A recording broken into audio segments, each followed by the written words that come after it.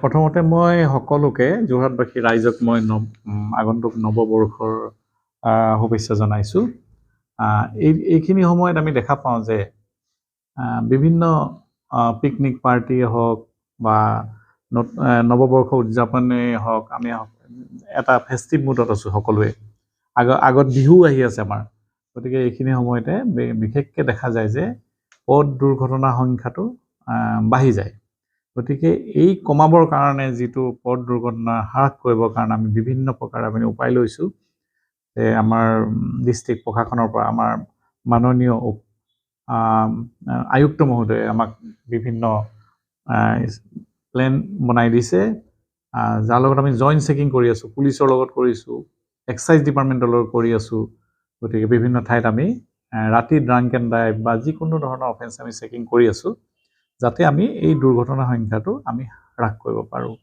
সকলো ৰাইজকে মই আহ্বান জনাম যাতে এইখিনি সময়ত বা যিকোনো সময়ত তেওঁলোকে বাহন চলাওঁতে সুৰাপান কৰি বাহন নচলায়, যাৰ কাৰণে তেওঁলোকে হয়তো 4 মাহ পৰ্যন্ত জেলো হ'ব পাৰে, 10,000 টকা ফাইন হ'ব পাৰে। গতিকে এনেকুৱা ধৰণৰ কামৰ পৰা বিৰত থাকে আৰু গাড়ী চলাওঁতে মোবাইল ফোন ইউজ নকৰে। যদি ফোন আহে তেওঁ ৰখি পেলাই ভালকৈ কথা পাতি তেওঁ আগবাঢ়িব লাগে। আৰু এই স্কুটাৰ মটৰচাইকেলৰ 2জন আৰোহীয়ে যদি থাকে, 2জনে হেলমেট পিন্ধিব লাগিব। আৰু যি 4চকীয়া বাহন বা যিকোনো বাহনত সকলো আৰোহীয়ে ছিট বেল্ট লগাব লাগিব। আৰু আমাৰ এই যি আগন্তুক নৱবৰ্ষ আহি আছে, বিহু আহি আছে, আমি যাতে ভালকৈ পালন কৰিব পাৰোঁ।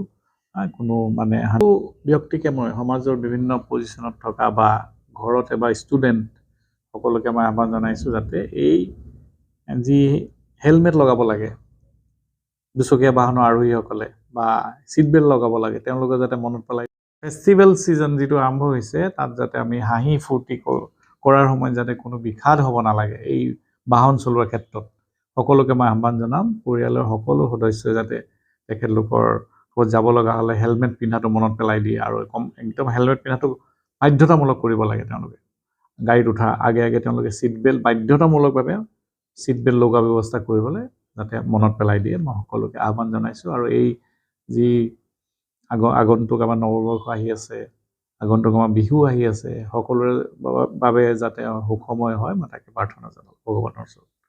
ধন্যবাদ।